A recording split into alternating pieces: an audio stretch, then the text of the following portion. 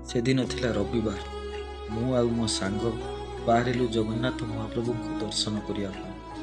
ଆମେ ଦୁଇ ଜଣ ଗାଡ଼ିରେ ଯାଉଥାଉ। ହଠାତ୍ ଦେଖିଲୁ ରାସ୍ତାରେ ଗୋଟିଏ ଡାଏରୀ ପଡ଼ିଛି। ସେଠାରେ ଗାଡ଼ି ରଖିଦେଲା ମୋ ସାଙ୍ଗ। ପ୍ରଥମେ ମୋ ସାଙ୍ଗ ମନା କରୁଥାଏ, ନା ନା, ସେ କା ଡାଏରୀ, କ'ଣ ଲେଖାଯାଇଥିବ, ଆମର କ'ଣ ଦରକାର ସେ ଡାଏରୀ ଆଣିବା ପାଇଁ। ହେଲେ ମୋ ମନ ସେ ଡାଏରୀ ପାଖରେ ଥାଏ। ମୁଁ ଗାଡ଼ିରୁ ଓହ୍ଲାଇ ସେ ଡାଏରୀଟିକୁ ନେଇ ଆସିଲି। ସେତେବେଳେ ଆମେ ବ୍ୟସ୍ତରେ ଥାଉ, ସେଥିପାଇଁ ଗାଡ଼ି ପଛ ସିଟ୍ରେ ରଖିଦେଇ ଆମେ ଜଗନ୍ନାଥ ଦର୍ଶନ କରିବାକୁ ଚାଲିଲୁ। ଜଗନ୍ନାଥ ଦର୍ଶନ ସାରି ଆମେ ଘରକୁ ଫେରିଲୁ। ମୋ ସାଙ୍ଗ ତା ଘରକୁ ଗଲା, ଆଉ ମୁଁ ମୋ ଘରକୁ ପଳେଇ ଆସିଲି। ରାତିରେ ଖାଇସାରି ଶୋଇବାକୁ ଗଲାବେଳେ ସେ ଡାଏରୀ କଥା ମୋର ମନେ ପଡ଼ିଲା, ଆଉ ସେ ଡାଏରୀଟା ଆଣିଲି। ଡାଏରୀ ଉପରେ ସେମିତି କିଛି କାହାରି ନାମ ମଧ୍ୟ ଲେଖାଯାଇନଥାଏ। ଯାହା ବି ହଉ, ସେ ଡାଏରୀ ମୁଁ ଖୋଲିଲି। ଡାଏରୀର ପ୍ରଥମ ପୃଷ୍ଠାରେ କିଛି ଫୁଲର ଫଟୋ, କିଛି ହାତ ଡ୍ରଇଂ, କିଛି ଷ୍ଟିକର ଲାଗିଥାଏ। ପ୍ରଥମେ ଲାଗୁଥିଲା ମୋତେ ଯେମିତି ଗୋଟିଏ ଛୋଟ ପିଲାର ଡାଏରୀଟେ ଭୁଲରେ ରାସ୍ତାରେ ପଡ଼ିଯାଇଛି। ଆଖିରେ ବି ନିଦ ଟିକେ ଆସିଥାଏ। ତେଣୁ ଏଇ ଫଟୋ ସବୁ ଦେଖି ମୋତେ ବହୁତ ବୋରିଂ ଲାଗିଲା। କିନ୍ତୁ ମନ କ'ଣ ପାଇଁ କେଜାଣି ପରବର୍ତ୍ତୀ ପୃଷ୍ଠା ଓଲଟେଇବାକୁ ମନ କଲା। ଆଉ ପରବର୍ତ୍ତୀ ପୃଷ୍ଠାରେ ଉପର ହେଡ଼ିଂସରେ ଗୋଟିଏ ସୁନ୍ଦର ବାକ୍ୟ ଲେଖାଯାଇଥାଏ। ସେଇ ନାଁଟି ଶୁଣି ସେ ଡାଏରୀ ପଢ଼ିବାକୁ ଇଚ୍ଛା ହେଲା। ସେ ହେଡ଼ିଂଟା ଲେଖାଯାଇଥିଲା, ଅଧୁରା କାହାଣୀ। ମୋତେ ଲାଗିଲା ନିଶ୍ଚିତ ଏହା ଏକ ପ୍ରେମ କାହାଣୀ। କାହିଁକି ନା ଇଏ କୌଣସି କାହାର ଗୋଟେ କାହାଣୀ ଉପରେ ଆଧାରିତ। ନିଶ୍ଚିତ କେହି ଜଣେ ତା ନିଜ କାହାଣୀ ହେଉ କିମ୍ବା ଅନ୍ୟ କାହାର କାହାଣୀ ଏଇ ଡାଏରୀରେ ଲେଖିଥିବ। ଏହି କାହାଣୀର ଦୁଇ ଜଣ ଚରିତ୍ର, ଜଣେ ରାଜା ଆଉ ଜଣେ ରାଣୀ। ଏହା ଏକ ସତ କାହାଣୀ। ରାଜାର ନାମ ଥିଲା ସତ୍ୟ, ଆଉ ରାଣୀର ନାମ ଥିଲା ସୃଷ୍ଟି। ସତ୍ୟ ଆଉ ସୃଷ୍ଟିର ପ୍ରଥମ ଦେଖା ହୋଇଥିଲା ଗୋଟିଏ ବସ୍ରେ ଯାଉଥିବା ବେଳେ। ସେଇ ବସ୍ରେ ଦୁଇ ଜଣଙ୍କର କିଛି ସମୟ କଥାବାର୍ତ୍ତାରେ ଏକ ନୂତନ ସମ୍ପର୍କ ଗଢ଼ି ଉଠିଥିଲା। ଆଉ ସେଇ ପ୍ରଥମ ଦେଖାରେ ଦୁଇ ଜଣ ଫୋନ୍ ନମ୍ବର ନେଇ ପୁଣି ଦୁଇ ଜଣଙ୍କ ଠାରୁ ବିଦାୟ ନେଲେ। ଆକ୍ଚୁଆଲି ସତ୍ୟ ରହୁଥିଲା ଭଦ୍ରକରେ, ଆଉ ସୃଷ୍ଟି ରହୁଥାଏ କଟକରେ। ସତ୍ୟ ଆଉ ସୃଷ୍ଟିଙ୍କ ମଧ୍ୟରେ ଫୋନ୍ରେ କଥାବାର୍ତ୍ତା ଚାଲୁଥାଏ, କିନ୍ତୁ ସେମାନେ ଦୁଇ ଜଣ ବହୁତ କମ୍ ସମୟ କଥାବାର୍ତ୍ତା ହୋଇଥାନ୍ତି। କାରଣ ସତ୍ୟ ତା ଜବ୍ ଲାଇଫ୍ରେ ବ୍ୟସ୍ତ ଥାଏ, ଆଉ ସୃଷ୍ଟି ତା ଷ୍ଟଡି ଲାଇଫ୍ରେ ବ୍ୟସ୍ତ ଥାଏ। ଯାହା ବି ହଉ, ସେମାନଙ୍କ ମଧ୍ୟରେ ଗୋଟିଏ ସୁନ୍ଦର ସମ୍ପର୍କ ଗଢ଼ି ଯାଇଥାଏ। ସତ୍ୟ ତାର ପର୍ସନାଲ କଥା ମଧ୍ୟ ସୃଷ୍ଟି ପାଖରେ ସେୟାର କରୁଥାଏ, ଆଉ ସୃଷ୍ଟି ମଧ୍ୟ ତାର ଫ୍ୟାମିଲି ବିଷୟରେ ସବୁ ସତ୍ୟ ପାଖରେ କହୁଥାଏ। ସବୁଠାରୁ ବଡ଼ କଥା, ସତ୍ୟ ଅଧିକାଂଶ ସମୟରେ ଡିପ୍ରେସନରେ ରହୁଥାଏ, କାରଣ ସତ୍ୟର ଘରୋଇ ଅସୁବିଧା ଥାଏ। କିନ୍ତୁ ସତ୍ୟ ଜୀବନରେ ଯେବେଠାରୁ ସୃଷ୍ଟି ଆସିଛି, ସତ୍ୟ ଏକ ନୂତନ ଖୁସି ଦୁନିଆରେ ପାଦ ଦେଲା ଭଳି ସତ୍ୟକୁ ଲାଗୁଥାଏ। ସୃଷ୍ଟିର ଭଲ ବ୍ୟବହାର, କେୟାରିଂ ନେଚର ସତ୍ୟକୁ ବହୁତ ଭଲ ଲାଗୁଥାଏ। ଯେମିତି ସତ୍ୟକୁ ସୃଷ୍ଟି କହୁଥାଏ, ଶୁଣ, ଠିକ୍ ସମୟରେ ଖାଇବ, ଠିକ୍ ସମୟରେ ଶୋଇବ, ମୋବାଇଲ ଠାରୁ ଦୂରେଇ ରହିବ, ନହେଲେ ତମ ଦେହ ଖରାପ ହେବ। ଏହିସବୁ ଗୁଣ ପାଇଁ ସତ୍ୟ ମନରେ ସୃଷ୍ଟି ପ୍ରତି ଏକ ଅଲଗା ପ୍ରକାର ଫିଲିଂସ ଆସିଲା। ଏହିସବୁ କଥାର ଲାଗୁଥାଏ ଯେମିତି ସତ୍ୟ ଓ ସୃଷ୍ଟି ଦୁଇ ଜଣଙ୍କ ମଧ୍ୟରେ ଏକ ବନ୍ଧୁତାର ସମ୍ପର୍କ ତିଆରି ହୋଇଯାଇଛି। ସତ୍ୟ ଏତେ ସୃଷ୍ଟି ସହିତ ଆଟାଚ୍ ହେଇଯାଉଥିଲା ଯେ ଯେଉଁଦିନ ସୃଷ୍ଟି ସହିତ କଥା ଟିକିଏ ବି ନ ହୁଏ, ସାଙ୍ଗେ ସାଙ୍ଗେ ସତ୍ୟର ମନ ଦୁଃଖ ହୋଇଯାଏ, ଆଉ ସୃଷ୍ଟି ଉପରେ ଅଭିମାନ କରି ବସିଥାଏ। ସତ୍ୟର ମନ ଦୁଃଖ ହେଲେ ସାଙ୍ଗେ ସାଙ୍ଗେ ହ୍ୱାଟ୍ସଆପ୍ ଷ୍ଟାଟସରେ ସେଡ୍ ଷ୍ଟାଟସ୍ ପକାଇଥାଏ। ଆଉ ଯେତେବେଳେ ସୃଷ୍ଟି କଲ୍ କରିଥାଏ, ସାଙ୍ଗେ ସାଙ୍ଗେ ସତ୍ୟ କହିଥାଏ ଅଭିମାନ କରି, ବର୍ତ୍ତମାନ ସମୟ ହେଲା ତୁମକୁ, ବହୁତ ବ୍ୟସ୍ତରେ ରହୁଛ, ହଉ ଠିକ୍ ଅଛି, ତମେ ଏବେ ଯାଅ ପାଠ ପଢ଼ିବ, ସମୟ ବର୍ବାଦ କରନି। ଏହିଭଳି ମିଛରେ ସତ୍ୟ ଇନଡାଇରେକ୍ଟଲି ସୃଷ୍ଟିକୁ କହିଥାଏ, କିନ୍ତୁ ସତ୍ୟ ମନରେ ଥାଏ ସୃଷ୍ଟି ସହିତ ଟିକିଏ କଥା ହେବା ପାଇଁ। କିନ୍ତୁ ସୃଷ୍ଟି ବୁଝେଇବାକୁ ଚେଷ୍ଟା କରେ ସତ୍ୟକୁ। ସେ ସତ୍ୟକୁ କହିଥାଏ, ତମର ବୁଝିବା ଗୁଣ ବୋଲି ନାହିଁ, ଖାଲିଟାରେ ମୋ ଉପରେ ରାଗି ଯାଉଛ। ଆରେ କାହାର କିଛି ପ୍ରୋବ୍ଲେମ୍ ଥିବ, ସେଥିପାଇଁ ସେ କଲ୍ କରିପାରୁନଥିବ, ହେଲେ ବୁଝିବାକୁ ଟିକେ ଚେଷ୍ଟା କର, ଖାଲି ତ ମୋ ଉପରେ ରାଗୁଛ। ଆରେ ଏଇ କଥା ଶୁଣି ସତ୍ୟ ପୁଣି ଖୁସି ହେଇଯାଏ, କିନ୍ତୁ ସୃଷ୍ଟି ପୁଣି ସତ୍ୟ ଉପରେ ରାଗିଯାଏ। ସତ୍ୟ ସୃଷ୍ଟିକୁ କହେ, ଆରେ ତମକୁ ତ ରାଗ ଆସେନି, ତମେ କେମିତି ରାଗୁଛ? ହଉ ହଉ ଟିକେ କହିଲ ହେ ଭଗବାନ। କିନ୍ତୁ ସୃଷ୍ଟି କହେ ନାହିଁ। ଯଦି ବି କହେ, ଧୀରେ ପୁଣି କୁହେ, ହେ ଭଗବାନ। ଏହିସବୁ କଥା ଶୁଣି ସତରେ ମୋ ଆଖିରୁ ନିଦ ଚାଲିଗଲା। ସୃଷ୍ଟି ବହୁତ ସିମ୍ପଲ ଝିଅ। ସେ ବେଳେବେଳେ ସତ୍ୟକୁ କୁହେ, ଶୁଣ, ମୁଁ କାହାକୁ କଷ୍ଟ ଦେବାକୁ ଚାହୁଁନି କି ମୋ ପାଇଁ କିଏ କଷ୍ଟ ପାଉ ସେଟା ବି ମଧ୍ୟ ମୁଁ ଚାହୁଁନି। ତାହେଲେ ମୁଁ ତମଠୁ ଦୂରେଇ ଯିବି। ବାସ୍ ତମେ ଖୁସିରେ ରୁହ। ସତ୍ୟ ଆଉ ସୃଷ୍ଟିର ଏଇ କଳି ମାତ୍ର କିଛି ସମୟ ପାଇଁ। ଆଜି ରାଗି ଯାଆନ୍ତି, ବାସ୍, କିନ୍ତୁ ତା ପରଦିନ ପୁଣି ଖୁସିରେ କଥା ହେଇଥାନ୍ତି। ମୁଁ ଏହି ଡାଏରୀରୁ ଲକ୍ଷ୍ୟ କଲି ସତ୍ୟ ସବୁବେଳେ ଟିକିଏ ସୃଷ୍ଟି ସହିତ କଥା ହେବାକୁ ଚାହୁଁଛି। ଏମିତି ଦୁଇ ଜଣଙ୍କ ମଧ୍ୟରେ ଫୋନରେ କଥାବାର୍ତ୍ତା ଚାଲିଥାଏ। ଦୁଇ ଜଣଙ୍କର ସେମିତି ଫେସ୍ ଟୁ ଫେସ୍ ବେଶୀ ଦେଖା ହୋଇନଥାଏ। ଦେଖିବାକୁ ଗଲେ 2-3 ଥର ଦେଖା ସାକ୍ଷାତ ସେମାନଙ୍କ ମଧ୍ୟରେ ହୋଇଛି। ସତ୍ୟ କିନ୍ତୁ ସବୁବେଳେ କହୁଥାଏ ସୃଷ୍ଟି ମୋ ଲାଇଫ୍ର ଖୁସି ଆଣିଦେଇଛି। ସତ୍ୟ ସୃଷ୍ଟିକି ସବୁବେଳେ କହିଥାଏ, ତମେ ହେଉଛ ମୋ ହ୍ୟାପିନେସ୍, ତମେ ହେଉଛ ମୋ ଲାଇଫ୍ରେ ଗୋଟିଏ ସ୍ପେଶିଆଲ ପର୍ସନ୍। ଏଇ କଥା ଶୁଣି ମୋତେ ବି ବହୁତ ଖୁସି ଲାଗୁଥାଏ। ସତରେ ସତ୍ୟ ପାଇଁ ସୃଷ୍ଟି ଗୋଟିଏ ସ୍ପେଶିଆଲ ପର୍ସନ୍ ପାଲଟି ଯାଇଛି। ତାପରେ ମୁଁ ଅଲଗା ପୃଷ୍ଠାକୁ ଗଲି। ସତ୍ୟ ଯେତେବେଳେ ଖୁସିରେ ଥାଏ ସେତେବେଳେ ଖୁସିରେ ଷ୍ଟାଟସ୍, ଆଉ ଯେତେବେଳେ ଦୁଃଖର ଥାଏ ସେତେବେଳେ ସ୍ୟାଡ୍ ଷ୍ଟାଟସ୍ ହ୍ୱାଟ୍ସଆପ୍ରେ ପକାଇଥାଏ। ସୃଷ୍ଟି ସତ୍ୟର ଷ୍ଟାଟସ୍ ଦେଖି ସତ୍ୟକୁ ବାରମ୍ବାର ପଚାରେ, ଆରେ ଏ ଷ୍ଟାଟସ୍ କାହା ପାଇଁ କୁହ ତ ଟିକେ, ପ୍ଲିଜ୍ ମୋତେ କହିବନି ଆଉ ତ କାହାକୁ କହିବ? କିନ୍ତୁ ସତ୍ୟ ସବୁବେଳେ କହିଥାଏ ସିକ୍ରେଟ୍। କିନ୍ତୁ ମୋ ମତରେ ସୃଷ୍ଟି ଜାଣିଛି ଏଇସବୁ ଷ୍ଟାଟସ୍ ଯେଉଁ ସତ୍ୟ ପକାଉଛି କେବଳ ସୃଷ୍ଟି ପାଇଁ। ମୋତେ ବି ଲାଗୁଛି ଲାଗିବାର କାରଣ ସତ୍ୟ ଯେଉଁଦିନେ ସୃଷ୍ଟି ସହିତ କଥା ନ ହେଉଛି ସେଦିନ ସ୍ୟାଡ୍ ଷ୍ଟାଟସ୍, ତାହେଲେ ନିଶ୍ଚିତ ସୃଷ୍ଟି ପାଇଁ ହିଁ ଷ୍ଟାଟସ୍ ସତ୍ୟ ହ୍ୱାଟ୍ସଆପ୍ରେ ପକାଉଛି। ତାପରେ ପରବର୍ତ୍ତୀ ପୃଷ୍ଠାକୁ ଗଲି। ହଠାତ୍ ଦିନେ ସୃଷ୍ଟି ସତ୍ୟର ମୋବାଇଲ ନମ୍ବରକୁ ବ୍ଲକ୍ କରିଦେଇଥାଏ। କିଛି ବି ସେଦିନ କୌଣସି ଝଗଡ଼ା ନଥାଏ ସେମାନଙ୍କ ମଧ୍ୟରେ। ସତ୍ୟ ଆଶ୍ଚର୍ଯ୍ୟ ହୋଇଯାଇଥାଏ, ବିନା କାରଣରେ କ'ଣ ପାଇଁ ମୋ ମୋବାଇଲ ନମ୍ବରକୁ ସୃଷ୍ଟି ବ୍ଲକ୍ କରିଛି ଯେ? ସେଦିନ ଏତେ ଟେନସନ୍ ହୋଇଯାଇଥିଲା ସତ୍ୟ, ଖାଇବା ମଧ୍ୟ ଭୁଲି ଯାଇଥିଲା। କ'ଣ ହେଲା, କ'ଣ ପାଇଁ ବ୍ଲକ୍ କରିଛି ମୋ ନମ୍ବରକୁ? ସେହି ଚିନ୍ତାରେ ସତ୍ୟ ରାତି 3ଟା ପର୍ଯ୍ୟନ୍ତ କଲ୍ ମେସେଜ୍ କରିଥାଏ ସୃଷ୍ଟି ପାଖକୁ, କିନ୍ତୁ ସୃଷ୍ଟି ପାଖରୁ କିଛି ରିପ୍ଲାଏ ପାଉନଥାଏ। ତା ପରଦିନ ଯେତେବେଳେ ସୃଷ୍ଟିର କଲ୍ ଆସିଲା ସେତେବେଳେ ସତ୍ୟ ରାଗିଯାଇ କହିଲା, ବ୍ଲକ୍ କ'ଣ ପାଇଁ କରିଥିଲ ଯେ? କାଲି ରାତି ସାରା କେତେ କଲ୍ ମେସେଜ୍ କରିଛି, ହେଲେ ତମର କିଛି ରିପ୍ଲାଏ ଆସିଲା ନାହିଁ। ଆଜି ସକାଳେ ପ୍ରିୟାକୁ କହି କଲ୍ କଲା ବେଳକୁ ତମେ ବି ଫୋନ୍ ଉଠାଇଲନି ପ୍ରଥମେ, ବଟ୍ ସେକେଣ୍ଡ ଟାଇମ୍ରେ ଫୋନ୍ ଉଠାଇ ଏବେ ଫୋନ୍ କରୁଛ। ସତ୍ୟ କଥା ଶୁଣି ସୃଷ୍ଟି କହିଲା, କାଇଁ, ମୁଁ ତ ତମ ନମ୍ବରକୁ ବ୍ଲକ୍ ମାରି ନାହିଁ, ମୁଁ ତ ତମ କଲ୍ କି ମେସେଜ୍ ମଧ୍ୟ ଦେଖିନାହିଁ।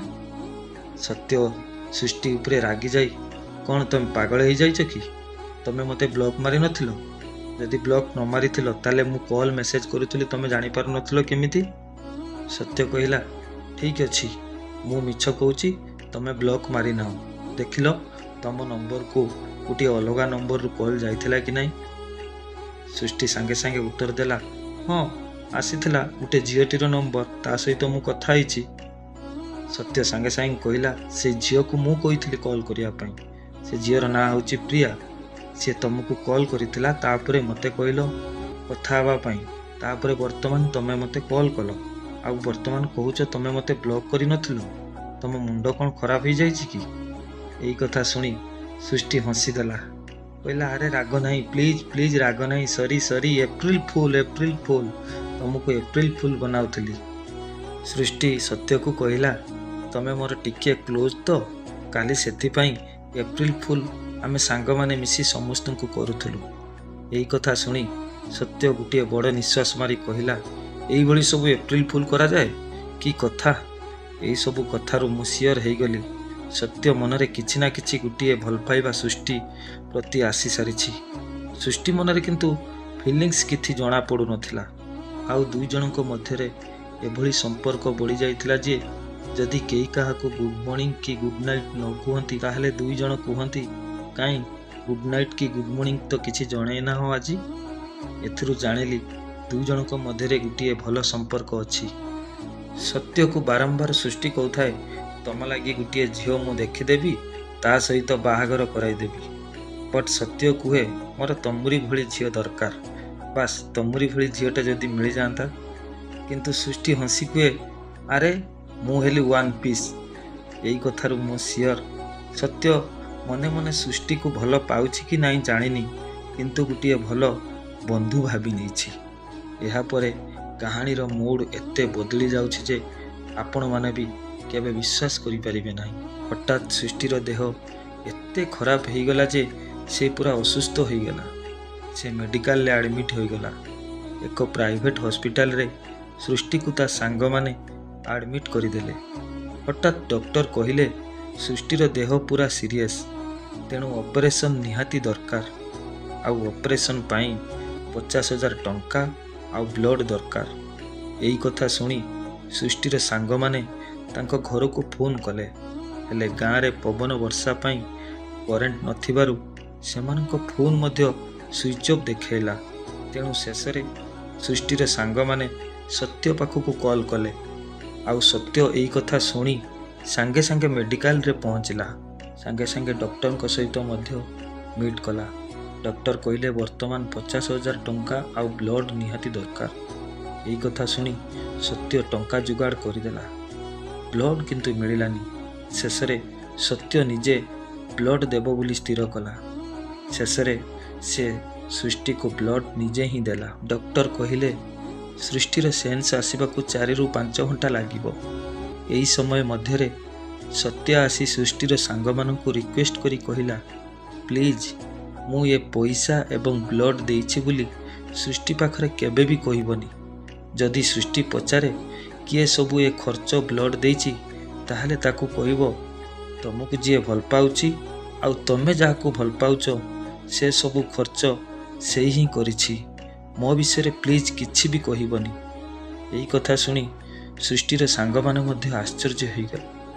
ସତ୍ୟ କ'ଣ ପାଇଁ ତା ନାଁଟି ଲୁଚେଇବାକୁ ଚେଷ୍ଟା କରୁଛି? ଏହା ଭିତରେ କିଛି ରହସ୍ୟ ଅଛି। ସତରେ ଏହିସବୁ କଥା ଏହି ଡାଏରୀରୁ ପଢ଼ି ସାରିଲା ପରେ ମୁଁ ବି କିଛି ବୁଝିପାରୁନଥାଏ। କ'ଣ ପାଇଁ ସତ୍ୟ ତାର ନାଁକୁ ସିକ୍ରେଟ୍ ରଖିଲା? ନା ସତ୍ୟ ଜାଣିବାକୁ ଚାହୁଁଥିଲା ସୃଷ୍ଟି କାହାକୁ ଭଲ ପାଉଛି କି ନାହିଁ? ଦେଖୁ ଦେଖୁ ରାତି 3ଟା ହୋଇଗଲା। ନିଦ ବି ଆଖିରେ ଆଉ ମୋର ନଥାଏ। ପୁଣି ମୁଁ ଆଉ ଗୋଟିଏ ପେଜ୍କୁ ଗଲି। ସୃଷ୍ଟି ବି ଧୀରେ ଧୀରେ ଭଲ ହେଇ ଆସିଲା। ସୃଷ୍ଟିର ସାଙ୍ଗମାନେ ତାଙ୍କ ଘର ଲୋକଙ୍କୁ ଏକଥା ଜଣାଇଲେ। ସୃଷ୍ଟିର ଘର ଲୋକ ସୃଷ୍ଟିକୁ ଘରକୁ ପଳେଇ ଆସିବାକୁ କହିଲେ, ହେଲେ ସୃଷ୍ଟିର ଏକ୍ଜାମ୍ ଥିବାରୁ ସେ ମନା କଲା। କହିଲା ନାଇଁ ମୁଁ ଠିକ୍ ଅଛି। ତାପରେ ସୃଷ୍ଟି ତାର ସାଙ୍ଗମାନଙ୍କୁ ପଚାରିଲା ଏଇ ସବୁ ଖର୍ଚ୍ଚ ଆଉ ମୋତେ ବ୍ଲଡ଼ ଦେଇଛି କିଏ? ମୋ ଲାଇଫକୁ ବଞ୍ଚେଇଛି କିଏ? ଆଉ ତାର ସାଙ୍ଗମାନେ ଥରି ଥରି ସତ୍ୟ କଥାକୁ ମନେ ପକାଇ କହିଲେ ତମକୁ ଯିଏ ବହୁତ ଭଲ ପାଉଛି ଆଉ ତମେ ଯାହାକୁ ଭଲ ପାଉଛ ସେ ହେଇ 50,000 ଟଙ୍କା ଆଉ ବ୍ଲଡ଼ ଦେଇଛି। ଆପଣମାନଙ୍କୁ କ'ଣ ଲାଗୁଛି? ସୃଷ୍ଟି କ'ଣ ସତ୍ୟ କଥା ଭାବୁଛି, ଯିଏ ତା ପାଇଁ ବ୍ଲଡ଼ ଆଉ ପଇସା ଖର୍ଚ୍ଚ କରିଛି? ମୋ ମନରେ ତ ଏବେ ବି ଡାଉଟ୍। କାହିଁକି ନା କେହି ତ କାହାରିକୁ ଭଲ ପାଇବା ବିଷୟରେ କହିନାହାନ୍ତି। ଆଉ ସୃଷ୍ଟି କେମିତି ଭାବିବ ଯେ ସତ୍ୟ ତା ପାଇଁ ଏଇଭଳି କାମ କରୁଛି ଆଉ ସତ୍ୟ ତାକୁ ଭଲ ପାଉଛି? ମୋତେ ତ ଏବେ ବି ଡାଉଟ୍ ଲାଗୁଛି। କିନ୍ତୁ ମୋତେ ଲାଗୁଛି ଏଇଠାରୁ କାହାଣୀ ହିଁ ଆରମ୍ଭ। ପରପୃଷ୍ଠା ଉଲଟେଇଲା ବେଳକୁ ମୋର ହାତ ଥରୁଥାଏ। କ'ଣ ପାଇଁ କେଜାଣି ମୁଁ ଜାଣିନାହିଁ। ଯାହା ବି ହଉ ମୁଁ ପରପୃଷ୍ଠାଟିକୁ ପଢ଼ିବାକୁ ଲାଗିଲି। ହଠାତ୍ ସୃଷ୍ଟି ଗୁଣୁଗୁଣୁ ହେଉଥାଏ। ତା ପାଟିରୁ ଏତିକି କେବଳ ଶୁଭୁଥାଏ, ସିଏ ସତରେ କ'ଣ ଏତେ ମୋତେ ଭଲ ପାଉଛି? ମୋ ଲାଇଫ୍ ବଞ୍ଚାଇବା ପାଇଁ ଏତେ ସବୁ କରିଛି? ମୁଁ ସିଓର ତାକୁ ଫୋନ୍ କରିବି। ସୃଷ୍ଟି ଏଇଭଳି ଗୁଣଗୁଣୁ ହେଇ କହୁଥାଏ। ଏହା କହି କଲ୍ କରିବାକୁ ଲାଗିଲା। ହେଲେ ଯେତେବେଳେ ସୃଷ୍ଟି କଲ୍ କରୁଥାଏ ଯେମିତି ସୃଷ୍ଟିର କଲ୍ ୱେଟିଂ ଦେଖାଉଥାଏ। ସୃଷ୍ଟି ଚିଡ଼ି ଚିଡ଼ି ହେଇ କହୁଥାଏ ଆରେ ଫୋନ୍ଟା ଉଠାଅ ତ। ହେଲେ 10-15 ମିନିଟ୍ ପରେ ସୃଷ୍ଟିର କଲ୍ ଲାଗିଲା। ଆଉ ସାଙ୍ଗେ ସାଙ୍ଗେ ସୃଷ୍ଟି ହସି ହସି କହୁଥାଏ thanks for saving my life. ମୋ ଜୀବନ ବଞ୍ଚାଇଥିବାରୁ ବହୁତ ବହୁତ ଥ୍ୟାଙ୍କ୍ସ। ତମେ ଏତେ ସବୁ କରିଛ। ପ୍ଲିଜ୍ ମୁଁ ତମକୁ ଥରେ ଦେଖା କରିବାକୁ ଚାହୁଁଛି। ପ୍ଲିଜ୍ ମୋତେ ଦେଖା କରିବାକୁ ଆସ। ସୃଷ୍ଟି ବାରମ୍ବାର ସେଇ ଫୋନ୍ରେ କହୁଥାଏ ଆରେ ମୁଁ ପୁରା ଏବେ ସୁସ୍ଥ। ତମକୁ ଦେଖା କରିବାକୁ ବହୁତ ଇଚ୍ଛା ହେଉଛି। ପ୍ଲିଜ୍ ମୁଁ ତ ଯାଇପାରିବିନି। ତମେ ଥରେ ଆସ, ମୁଁ ତମକୁ ଦେଖା କରିବି। ମୋତେ ଲାଗୁଥାଏ ଯେମିତି ଦୁଇ ଜଣଙ୍କ କଥାରେ କେବଳ ସୃଷ୍ଟି ହିଁ କେବଳ କହୁଛି। ଅନ୍ୟ ଲୋକଟି ସାଇଲେଣ୍ଟ ହୋଇ ସୃଷ୍ଟିର କଥାକୁ ଶୁଣୁଛି। ଠିକ୍ ଏହି ସମୟରେ ସୃଷ୍ଟି ପାଖକୁ ଅଲଗା ଗୋଟିଏ କଲ୍ ଆସିଲା ଭଳି ଲାଗୁଥାଏ। କାହିଁକି ନା ସୃଷ୍ଟି ଅନ୍ୟମନସ୍କ ହୋଇ ସେ ଫୋନ୍ଟାକୁ କାଟି ଦେଉଥାଏ ବାରମ୍ବାର। ଅନ୍ୟ କଲ୍ଟିକୁ କାଟି ଦେଉଥାଏ ବାରମ୍ବାର, କିନ୍ତୁ ବାରମ୍ବାର ଫୋନ୍ ଆସିବାରୁ ସୃଷ୍ଟି ଏହି କଲ୍ଟିକୁ ହୋଲ୍ଡ ରଖି ଅନ୍ୟ ଫୋନ୍ଟାକୁ ଉଠାଇ କହିଲା, ତରବର ହୋଇ କହୁଥାଏ, ହଁ ମୁଁ ଠିକ୍ ଅଛି, ବର୍ତ୍ତମାନ ଟିକିଏ ରଖ, ମୁଁ ତମ ସହିତ ପଛରେ କଥା ହେଉଛି। ସୃଷ୍ଟି ଆସିଥିବା କଲ୍ଟିକୁ କାଟି ପୁଣି ହୋଲ୍ଡରେ ଥିବା କଲ୍ରେ କଥା ହେଲା। ସୃଷ୍ଟି ମଧ୍ୟ ବହୁତ ଖୁସିରେ କଥା ହେଉଥାଏ। ତାପରେ ମୋତେ ବି ରିଲାକ୍ସ ଟିକେ ଲାଗିଲା। ମୁଁ ପାଣି ଟିକେ ପିଇଦେଲି। ନେକ୍ସଟ ପେଜ୍କୁ ପଢ଼ିବାକୁ ଗଲି। ଏପଟେ ସତ୍ୟ ସୃଷ୍ଟିକୁ ସରପ୍ରାଇଜ୍ ମିଟ୍ କରିବାକୁ ମନ କରିଥାଏ। ସତ୍ୟ ଭାବୁଥାଏ ସେ ମେଡ଼ିକାଲରୁ ସୃଷ୍ଟି ଫେରିଛି, ଟିକେ ତାକୁ ଦେଖା କରିବାକୁ ପଡ଼ିବ। ସେଥିପାଇଁ କିଛି ଫଳମୂଳ ଆଉ ଗୋଟିଏ ବୁକି ନେଇ ଦେଖା କରିବାକୁ ସ୍ଥିର କଲା। ସେପଟେ ସୃଷ୍ଟି ମଧ୍ୟ ବିଚଳିତ, ଯାହାକୁ ଭଲ ପାଉଛି ଆଉ ତା ଲାଇଫକୁ ଯିଏ ବଞ୍ଚେଇଛି ତାକୁ ଦେଖା କରିବା ପାଇଁ। ସତ୍ୟ ବସ୍ରୁ ଓହ୍ଲାଇ ଏକ ଅଟୋ ଜରିଆରେ ସୃଷ୍ଟିର କଲେଜ ପାଖକୁ ଗଲା। ସତ୍ୟ ଅଟୋରୁ ଓହ୍ଲାଇ କଲେଜ କ୍ୟାମ୍ପ ଭିତରେ ପ୍ରବେଶ କରିଥାଏ। ହଠାତ୍ ଦେଖିଲା ସୃଷ୍ଟି ଏକ ପିଲା ସହିତ ହସି ହସି ପିଲାର ହାତ ଧରି କଥା ହେଉଥାଏ। ସତ୍ୟ ଏହା ଦେଖି ଟିକେ ଆଶ୍ଚର୍ଯ୍ୟ ହେଇଗଲା। ତଥାପି ତା ମନରେ ଭାବିଲା ତାର କେହି ସାଙ୍ଗ ହେଇଥିବ। ଛାଡ଼, ସେ କଥା କିଛି ନ ଭାବି ସୃଷ୍ଟି ଆଡ଼କୁ ଚାଲିଗଲା ସତ୍ୟ। ସତ୍ୟ ଯାଇ ସୃଷ୍ଟିକୁ ହାଏ ବୋଲି ଯେତେବେଳେ କହିଛି, ସେତେବେଳେ ସୃଷ୍ଟି ସେ ଆର ପିଲାର ହାତ ଛାଡ଼ି ସାଙ୍ଗେ ସାଙ୍ଗେ ସତ୍ୟକୁ କହିଲା, ଆରେ ତମେ ଏଠି କ'ଣ କରୁଛ? ଏଠି ତମେ ତ କାହିଁ ମୋତେ ଜଣାଇନ ଏଠିକି ଆସିଛ ବୋଲି? ଆରେ ଭାଇ, ମୁଁ କିଛି ବି ବୁଝିପାରୁନଥାଏ। ମୋ ମନରେ ଗୋଟିଏ ପ୍ରଶ୍ନ, ସତ୍ୟ ଆସିବ ବୋଲି ସୃଷ୍ଟି ଜାଣିନାହିଁ, ତାହେଲେ ସୃଷ୍ଟି ସେଦିନ କାହା ସହିତ ଫୋନରେ କଥା ହେଉଥିଲା? ପ୍ଲିଜ୍, ମୁଁ ଏବେ ବି କନଫ୍ୟୁଜ୍। ସେଦିନ ସୃଷ୍ଟି କାହାକୁ କହୁଥିଲା, ପ୍ଲିଜ୍ ଆସ, ମୁଁ ତମକୁ ମିଟ୍ କରିବି? ତାହେଲେ ସିଏ ଅନ୍ୟ ଏକ ପୁଅ। ଆରେ ଏତେ କନଫ୍ୟୁଜ୍ ହେଇଗଲି ଯେ ମୁଁ ସାଙ୍ଗେ ସାଙ୍ଗେ ଉଠି ପାଣି ଟିକେ ପିଇଦେଲି। ଏହି କାହାଣୀ ପଢ଼ୁ ପଢ଼ୁ ହୃଦୟ ମୋର କମ୍ପି ଉଠୁଥାଏ। ଯାହା ବି ହେଉ, ଆର ପେଜ୍କୁ ପଢ଼ିବାକୁ ଲାଗିଲି। ସତ୍ୟ କହୁଥାଏ, ଥ୍ୟାଙ୍କ୍ସ ଗଡ୍, ତମେ ବହୁତ ଶୀଘ୍ର ଭଲ ହେଇଗଲ। ଯାହା ବି ହେଉ, ତମେ ବହୁତ ଶୀଘ୍ର ଭଲ ହେଇଯାଇଛ। ମୁରୁକି ମୁରୁକି ହସି ସୃଷ୍ଟି ସତ୍ୟକୁ କହୁଥାଏ, ହଉ ଠିକ୍ ଅଛି, ଖରା ହେଉଛି, ତମେ ଏବେ ଘରକୁ ଯାଅ। ମୁଁ ଫୋନରେ ତମ ସହିତ ପଛରେ କଥା ହେବି। ସତ୍ୟ ସୃଷ୍ଟିକୁ ପଚାରିଲା, ଆରେ ତମ ଦେହ ଖରାପ ଥିଲା, ଏବେ ସୁସ୍ଥ ହେଇଛ? ଏତେ ବାଟରୁ ମୁଁ ଆସିଛି ତମ ସହିତ ଟିକିଏ କଥା ହେବା ପାଇଁ, ଆଉ ଟିକିଏ ଏବେ ଭଲସେ କଥା ହେଇପାରିବିନି? ଏହା କହି ସତ୍ୟ ସେ ବୁକି ଆଉ ଆଣିଥିବା ଜିନିଷ ସୃଷ୍ଟିକୁ ଦେଇଦେଲା। ହେଲେ ସୃଷ୍ଟି ସେ ଅନ୍ୟ ପିଲାର ମୁହଁକୁ ଚାହିଁ ଯାହା ବି ହଉ ସେ ଜିନିଷ ରଖିଲା। ସତ୍ୟ ସୃଷ୍ଟିକୁ ବାର ବାର କହୁଥାଏ, ଏ ପିଲାଟି କିଏ କି? ସୃଷ୍ଟି କହିଲା, ଇଏ ମୋର ବହୁତ ଭଲ ଚିହ୍ନା ଜଣା ସାଙ୍ଗଟିଏ। ତମେ ଏବେ ଯାଅ, ମୁଁ ତମ ସହିତ ପଛରେ କଥା ହେବି। ସୃଷ୍ଟିର ମୁହଁରେ ଝାଳମାଳ ବୋହି ଯାଉଥାଏ। ସତ୍ୟ ପଚାରିଲା, ସୃଷ୍ଟିକୁ ପାଣି ବୋତଲ ଆଣିଛ କି ନାହିଁ? ସୃଷ୍ଟି କହୁଥାଏ, ନା ମୁଁ ଭୁଲି ଯାଇଛି, ହେଲେ ମୋର ପାଣି ଏବେ ଆବଶ୍ୟକ ନାହିଁ। ସତ୍ୟ ଆଣିଥିବା ପାଣି ବୋତଲ ସୃଷ୍ଟିକୁ ଦେଉଥାଏ, କିନ୍ତୁ ସୃଷ୍ଟି ନେଉନଥାଏ। ଏହି ସମୟରେ ସତ୍ୟ ସୃଷ୍ଟିର ହାତ ଧରି କହୁଥାଏ, ଆରେ ଏଇ ପାଣି ବୋତଲଟା ରଖ। ଦେଖୁଛ ନା କେତେ ଜୋର ସେ ଖରା ହେଉଛି, ତେଣୁ ପାଣି ନିହାତି ଆବଶ୍ୟକ। ତାପରେ ତମେ ଅସୁସ୍ଥ ବି ଏବେ ଅଛ, ତମେ ପାଣି ଟିକେ ଠିକ୍ସେ ପିଅ। ପ୍ଲିଜ୍ ଏଇ ବୋତଲଟା ରଖ। ସତ୍ୟର ବାର ବାର ରିକ୍ୱେଷ୍ଟକୁ ଶୁଣି ସୃଷ୍ଟି ପାଖରେ ଠିଆ ହୋଇଥିବା ପିଲାଟି ହଠାତ୍ ସତ୍ୟର କଲରକୁ ଧରି ନେଇ କହିଲା, ତୁ କିଏ ବେ? ବାର ବାର ତାକୁ ରିକ୍ୱେଷ୍ଟ କରୁଛୁ ପାଣି ବୋତଲ ନେବା ପାଇଁ। ସେ ତ ତୋ ପାଣି ବୋତଲ ନେବାକୁ ଚାହୁଁନି, ତୁ କାହିଁକି ଦେବାକୁ ଚାହୁଁଛୁ? ସତ୍ୟ ରାଗି ଯାଇ କହିଲା, ଆରେ ତମକୁ କ'ଣ ଦେଖାଯାଉନି ଖରା କେତେ ଜୋର ସେ ହେଉଛି? ତାପରେ ସୃଷ୍ଟି ଏବେ ମେଡ଼ିକାଲରୁ ଫେରିଛି, ତା ପାଇଁ ପାଣି ନିହାତି ଆବଶ୍ୟକ। ତମେ କିଛି ନ ବୁଝି ମୋ କଲରଟା ଧରିବା କ'ଣ ଠିକ୍ କଲ? ତମେ କିଏ କି? ହଠାତ୍ ସୃଷ୍ଟି କଣ୍ଠରୁ ଶୁଭିଲା, ସେ ହେଉଛି ପ୍ରଶାନ୍ତ, ଯିଏ ମୋତେ ଭଲ ପାଏ ଆଉ ମୁଁ ମଧ୍ୟ ତାକୁ ଭଲ ପାଏ। ହେଲା, ତମେ ଏଠୁ ଯେତେ ଶୀଘ୍ର ଯାଅ ପ୍ଲିଜ୍। ବଟ୍ ସତ୍ୟ କହୁଥାଏ, ଆରେ ଠିକ୍ ଅଛି, ତମେ ତ ଆଗରୁ କହିପାରିଥାନ୍ତ ନା। ତମେ ତ ଆଗରୁ କୁହ ତୁମେ କାହାରିକି ଭଲ ପାଉନ ବୋଲି। ତୁମେ ଯାହାକୁ ବି ଭଲ ପାଅ, ମୋର କିଛି ବି ଫରକ ନାହିଁ। ହେଲେ ମିଛଟା କହିବା କ'ଣ ଠିକ୍ କି? ତମେ ଗୋଟେ ମିଛୁଆଟେ କି? ଏଇ କଥା ଶୁଣି ସୃଷ୍ଟି ସତ୍ୟର ଗାଲକୁ ଏକ ଚାପୁଡ଼ା ଦେଇ କହିଲା, ତମେ ଯେତିକିରେ ରହିବା କଥା ସେତିକିରେ ରୁହ, ହେଲା? ତମେ ମୋତେ କେବେ କଲ୍ କି ମେସେଜ୍ ଟିକିଏ ବି କରିବନି। ସୃଷ୍ଟି ରାଗି ଯାଇ ସତ୍ୟକୁ କହିଲା, ଦେଖ ତମ ନମ୍ବରକୁ ଆଜିଠୁ ମୁଁ ବ୍ଲକ୍ ଲିଷ୍ଟରେ ପକାଉଛି।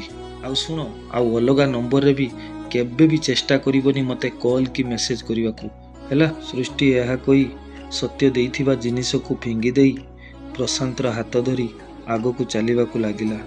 ଏପଟେ ସତ୍ୟ ଆଖିରେ ଲୁହ ଝରି ଯାଉଥାଏ। ସତ୍ୟ ସୃଷ୍ଟିକୁ ବାର ବାର କହୁଥାଏ, ପ୍ଲିଜ୍ ଶୁଣ, ଆରେ ତମେ ଭଲ ପାଇଲେ କାହାକୁ ମୋର କିଛି ବି ପ୍ରୋବ୍ଲେମ୍ ନାହିଁ, ପ୍ଲିଜ୍ ଶୁଣ, ମୋ ସହିତ ଟିକିଏ ବି କଥା ହୁଅ। ବଟ୍ ସୃଷ୍ଟି ଆଉ ସେଠି ନ ରହି ସେ ଜାଗା ଛାଡ଼ି ପ୍ରଶାନ୍ତ ସହିତ ଚାଲିଗଲା। ଏହି କାହାଣୀଟିକୁ ଶୁଣି ମୋ ଆଖିରୁ ସତରେ ଲୁହ ଆସିଗଲା। ସତ୍ୟ ଭାବିଥିଲା ସୃଷ୍ଟି ହେଉଛି ତାର ଖୁସି, ତାର ହ୍ୟାପିନେସ୍, ତାର ସ୍ପେଶିଆଲ ପର୍ସନ୍। ସତରେ କ'ଣ ସୃଷ୍ଟି ସବୁବେଳେ ସତ୍ୟଠାରୁ ଦୂରେଇ ଗଲା? ସତ୍ୟ ସେଇ ଜାଗାରୁ କାନ୍ଦି କାନ୍ଦି ପୁଣି ତା ନିଜ ରୁମ୍କୁ ପଳେଇ ଆସିଲା।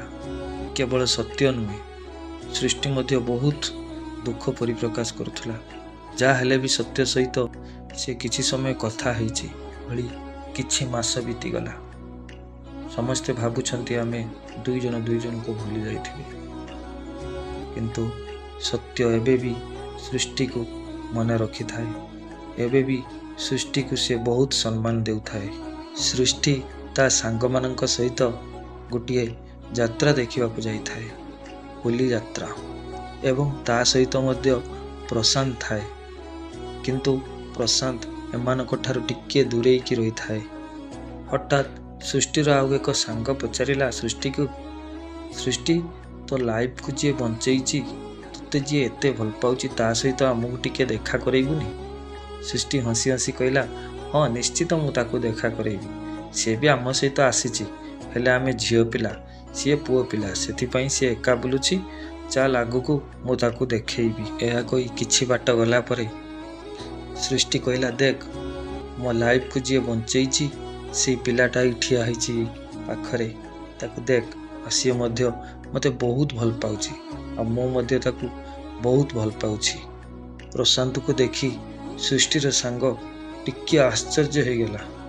ମନେ ମନେ ଭାବିଲା, ମୋତେ ଯେଉଁ ସୃଷ୍ଟିର ଆଉ ଏକ ସାଙ୍ଗ ଫଟୋ ପଠେଇଥିଲା ସେ ପିଲାଟି ତ ଇଏ ନୁହେଁ। ମୋତେ ସୃଷ୍ଟି ମିଛ କହୁନାହିଁ ତ? ସୃଷ୍ଟିର ସାଙ୍ଗ ଆସି ତାକୁ ପଚାରିଲା, ସୃଷ୍ଟି ତୁ କେବେଠୁ ମିଛ କହୁଛୁ?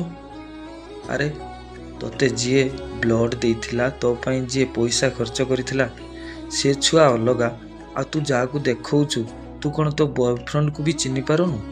ସତରେ ସୃଷ୍ଟି, ତୁ ପୁରା ପାଗଳିଟେ ହେଇଗଲୁଣି। ତୋତେ ଯିଏ ବଞ୍ଚେଇଲା, ତୋ ବୟଫ୍ରେଣ୍ଡ ତୋତେ ବଞ୍ଚେଇଲା, କିନ୍ତୁ ତୁ ଗୋଟେ ଅଲଗା ପିଲାକୁ କହୁଛୁ ସିଏ ମୋ ବୟଫ୍ରେଣ୍ଡ। କି କଥା ତୁ କହୁଛୁ? ନା ତାକୁ ଛାଡ଼ି ଆଉ କାହାକୁ ଭଲ ପାଇଛୁ? ସୃଷ୍ଟି ରାଗି ଯାଇ ସାଙ୍ଗେ ସାଙ୍ଗେ କହିଲା, ତୁ କ'ଣ କହିବାକୁ ଚାହୁଁଛୁ? ଆରେ ମୋତେ ଯିଏ ବଞ୍ଚେଇଛି, ମୋତେ ଯିଏ ବ୍ଲଡ୍ ଦେଇଛି, ମୋ ପ୍ରତି ଯିଏ ପଇସା ଖର୍ଚ୍ଚ କରିଛି, ସେଇ ପିଲାଟା ହେଉଛି ସେଇ, ଆଉ ତାକୁ ହିଁ ମୁଁ ଭଲ ପାଉଛି। ସିଏ ବି ମୋତେ ବହୁତ ଭଲ ପାଉଛି, ହେଲା। ତୁ ସେ ବେକାର କଥା କହନି। ସୃଷ୍ଟିର ସେଇ ଅଜଣା ସାଙ୍ଗଟି ରାଗି ଯାଇ କହିଲା, ଆରେ ତୁ କ'ଣ କହୁଛୁ? ମୁଁ କ'ଣ କିଛି ଜାଣିନି? ଆରେ ଦେଖ, ତୁ ଯେତେବେଳେ ମେଡ଼ିକାଲରେ ପଡ଼ିଥିଲୁ, ତୋ ପାଖରେ ତୋତେ ବ୍ଲଡ୍ ଦେଉଥିବା ପିଲାଟିକୁ ଦେଖ, ଆଉ ତୁ ଯେଉଁ ପିଲାଟିକୁ ଚିହ୍ନଉଛୁ ସିଏ ହେଉଛି ସେଇ ପିଲା। ତା ଫେସ୍ ଆ ଫେସ୍ ଭିତରେ କ'ଣ ପାର୍ଥକ୍ୟ ଅଛି ଦେଖ। ସୃଷ୍ଟି ସେ ମୋବାଇଲରେ ଆଣି ଫଟୋ ଦେଖିଲା ବେଳକୁ ସତ୍ୟର ଫଟୋ। ସୃଷ୍ଟି ବି କନଫ୍ୟୁଜ୍ ହେଇଯାଉଥାଏ, ଆରେ ସତ୍ୟର ଫଟୋ କେମିତି ଆସିଲା? ମୋତେ ତ ପ୍ରଶାନ୍ତ ବ୍ଲଡ୍ ଦେଇଛି, ଇଏ କିଏ? ମୁଁ କିଛି ବି ଜାଣିପାରୁନି। ତୁ କ'ଣ କହୁଛୁ? ମୋତେ ସତଟା କହ, କ'ଣ? ସୃଷ୍ଟିର ସାଙ୍ଗ ସୃଷ୍ଟିକୁ କହିଲା, ଆରେ ମୋ ପାଖରୁ କ'ଣ ପାଇଁ ସତ୍ୟ ଜାଣିବୁ? ତୁ ଯାହା ଉପରେ ବିଶ୍ୱାସ ରଖିଛୁ, ତୁ ଯାହାକୁ ଭାବୁଛୁ ସିଏ ତୋତେ ବ୍ଲଡ୍ ଦେଇଛି, ତୋ ପ୍ରତି ପଇସା ଖର୍ଚ୍ଚ କରିଛି, ତୋତେ ମେଡ଼ିକାଲରେ ଆଡ଼ମିଟ୍ କରାଇଛି, ତାକୁ ପଚାର, ସିଏ କହିବନି? ସେ ଯଦି ତୋ ପ୍ରତି ପଇସା ଖର୍ଚ୍ଚ କରିଥିବ କିମ୍ବା ବ୍ଲଡ୍ ଦେଇଥିବ, ସିଏ ତ ନିଶ୍ଚିତ ତୋତେ କହିବ। ସୃଷ୍ଟିର ମୁଣ୍ଡ କିଛି ବି କାମ କରୁନଥାଏ। ସେ ଚାଲି ଚାଲି ପ୍ରଶାନ୍ତ ପାଖକୁ ଯାଇ କହିଲା, ଟିକେ ଶୁଣିବ, ତମ ସହିତ ଇମ୍ପୋର୍ଟାଣ୍ଟ କଥା ଅଛି। ପ୍ରଶାନ୍ତ ହସି ଦେଇ କହିଲା, ଆରେ କ'ଣ କହିବାକୁ ଅଛି କହୁନ, ମୁଁ କ'ଣ ତମକୁ କହିବିନି କିଛି? ସୃଷ୍ଟି ବିଚଳିତ କଣ୍ଠରେ କହୁଥାଏ, ମୋତେ ମେଡ଼ିକାଲରେ ଆଡ଼ମିଟ୍ କରିଥିଲା କିଏ? ମୋତେ ବ୍ଲଡ୍ ଦେଇଥିଲା କିଏ? ମୋ ପ୍ରତି 50,000 ଟଙ୍କା ଯେଉଁ ଡକ୍ଟର କହିଲେ ତାକୁ ଦେଇଥିଲା କିଏ? ପ୍ରଶାନ୍ତ ହସି ଦେଇ କହିଲା, ଆଲୋ ପାଗଳି, ତୋତେ ଯିଏ ଭଲ ପାଉଥିବ ନିଶ୍ଚିତ ତୋ ପାଇଁ ଏ କାମ କରିଥିବ, ତୋତେ ବ୍ଲଡ୍ ଦେଇଥିବ, ତୋ ପ୍ରତି ପଇସା ଖର୍ଚ୍ଚ କରିଥିବ। ଆଉ ତମେ ତ ମୋତେ ଭଲ ପାଉଛ, ପୁଣି ମୋତେ କ'ଣ ପାଇଁ ଏ କଥା ପଚାରୁଛ? ମୋ ଉପରେ କ'ଣ ବିଶ୍ୱାସ ନାହିଁ? ସାଙ୍ଗେ ସାଙ୍ଗେ ସୃଷ୍ଟି ମୋବାଇଲର ଫଟୋ ଦେଖେଇଦେଲା ପ୍ରଶାନ୍ତକୁ। ପ୍ରଶାନ୍ତ କିନ୍ତୁ ଆଶ୍ଚର୍ଯ୍ୟ ହେଇଗଲା। ପ୍ରଶାନ୍ତ ବି ଜାଣିନଥିଲା ଏସବୁ କଥା। ପ୍ରଶାନ୍ତ ରାଗି ଯାଇ ସୃଷ୍ଟିକୁ କହିଲା, ଆରେ ଏଥିରେ ମୋର କି ଦୋଷ ଯେ? ଯୋଉଦିନ ମୋ ସହିତ ଫୋନରେ କଥା ହେଲ ମୋତେ ପଦେ କହିବାକୁ ଚାନ୍ସ ଦେଇଥିଲ କି? ତମେ ତ ତମ ଆଡ଼ୁ କହିଲ ମୋ ଜୀବନ ବଞ୍ଚେଇଥିବାରୁ ଅଶେଷ ଅଶେଷ ଧନ୍ୟବାଦ। ଆରେ ମୁଁ ତ ତମକୁ ସ୍କୁଲରୁ ଭଲ ପାଉଛି, ଯେହେତୁ ଆମେ ପାଖାପାଖି ଗାଁର ପିଲା। ଯେତେବେଳେ ତମେ ମୋତେ ବାରମ୍ବାର ମୋତେ କହିବାକୁ ଟିକେ ନଦେଲ, ମୋ ଜୀବନ ବଞ୍ଚେଇଥିବାରୁ ବହୁତ ଧନ୍ୟବାଦ ଏତେ ସବୁ କହିଲ, ମୁଁ ସେଥିପାଇଁ ଚାନ୍ସ ନେଇଗଲି। ସେଥିରେ କ'ଣ ଅଛି? ଆଉ ବି ମୋ ଭଲ ପାଇବାଟି ତ କୌଣସି ମିଛ ନୁହେଁ, ମୁଁ ବି ତ ତମକୁ ଭଲ ପାଉଛି ନା। ଏଇ କଥା ଶୁଣି ସୃଷ୍ଟି ବି କିଛି କହିପାରୁନଥାଏ। ହଠାତ୍ ପୁଣି ସେଇ ଜାଗାରେ ଧୀରେ ପୁଣି ବସି ପଡ଼ିଲା। ସୃଷ୍ଟି ଭାବୁଥାଏ, ମୋ ଜୀବନରେ କି ଭୁଲ ମୁଁ କରିଦେଇଛି। ଯିଏ ମୋ ପାଇଁ ଏତେ କିଛି କରୁଥିଲା ବିନା ସ୍ୱାର୍ଥରେ, ତାର କେବଳ ଖୁସି ଥିଲା ମୋ ସହିତ ଟିକେ କଥା ହେଲେ ସେ ବହୁତ ଖୁସି ପାଏ। ତାକୁ ମୁଁ ସେଦିନ ବହୁତ ଅପମାନ ଦେଇଛି। ତା ସହିତ ମୁଁ 6 ମାସ ହେଲା ଦୂରେଇ ରହିଛି। ତା ସହିତ ମୁଁ କଥା ହେଇନାହିଁ। ହେ ପ୍ରଭୁ, ମୁଁ କି ଭୁଲ କରିଛି? ଠିକ୍ ଏହି ସମୟରେ ସୃଷ୍ଟିର ସାଙ୍ଗମାନେ ଆସି ସୃଷ୍ଟି ପାଖରେ କହିଲେ, ସରି ସୃଷ୍ଟି, ଆମେ ତୋତେ କହିବାକୁ ଚାହୁଁଥିଲୁ, କିନ୍ତୁ ସେଦିନ ସତ୍ୟ ଆମକୁ ରାଣ ନିୟମ ପକାଇ କହିଥିଲା କେବେ ବି ସୃଷ୍ଟିକି ଏ ବିଷୟରେ କହିବନି। ସେ କ'ଣ ପାଇଁ କହିଥିଲା ଆମେ ଅବଶ୍ୟ ଜାଣିନାହୁଁ, ସେଥିପାଇଁ ଆମେ ତୋତେ କହିନାହୁଁ। ସରି ସୃଷ୍ଟି। ପ୍ରଶାନ୍ତ ଯେତେବେଳେ ସୃଷ୍ଟିର ହାତ ଧରି ତା କାନ୍ଦିବାକୁ ବନ୍ଦ କରିବାକୁ ଚେଷ୍ଟା କଲା, ସୃଷ୍ଟି ରାଗି ଯାଇ କହିଲା, ମୋ ଠାରୁ ପ୍ଲିଜ୍ ସମସ୍ତେ ଦୂରେଇ ଯାଅ। ତମରିମାନଙ୍କ ପାଇଁ ମୁଁ ଆଜି ସତ୍ୟଠାରୁ ଦୂରେଇ ଯାଇଛି। ନା ସେ କେବେ ମୋତେ ଭଲ ପାଇବାର ଜଣେଇଛି, ନା କେବେ ମୋ ସହିତ ଖରାପ ବ୍ୟବହାର କରିଛି। ହେଲେ ମୁଁ ତା ସହିତ ଯେଉଁ ବ୍ୟବହାର କରିଛି, ଭଗବାନ ମୋତେ କେବେ ବି କ୍ଷମା କରିବେନି। ପ୍ଲିଜ୍ ତମେ ମୋ ଠାରୁ ଟିକେ ଦୂରେଇ ଯାଅ। ଏହାପରେ ସତ୍ୟକୁ ଫୋନ୍ କରିବ ବୋଲି ସୃଷ୍ଟି ଭାବିଲା। ତାର ମୋବାଇଲ କାଢ଼ି ସତ୍ୟ ନମ୍ବରକୁ ଡାଏଲ କଲାବେଳେ ସତ୍ୟ ନମ୍ବର ସୁଇଚ୍ ଅଫ୍ ଦେଖାଇଲା। ତାର ସୁଇଚ୍ ଅଫ୍ ଦେଖାଇବାରୁ ସୃଷ୍ଟି ଆହୁରି ବିଚଳିତ ହୋଇପଡ଼ିଲା। କେମିତି ତା ସହିତ କଥା ହେବ, କେମିତି ତା ସହିତ ଟିକେ ଦେଖା କରିବ। ଏହି କାହାଣୀ ପଢ଼ି ସାରିଲା ପରେ ମୋ ମନରେ ଗୋଟିଏ ପ୍ରଶ୍ନ ଆସୁଛି, ସୃଷ୍ଟି କ'ଣ ସତ୍ୟକୁ ଖୋଜି ବାହାର କରିପାରିବ? ନା ସେମାନଙ୍କ ମଧ୍ୟରେ ପୁଣି ଥରେ ଦେଖା ସାକ୍ଷାତ ହେଇପାରିବ? ନା ପୁଣି ସେମାନେ ଫୋନରେ କଥା ହେଇପାରିବେ? ଏଇଭଳି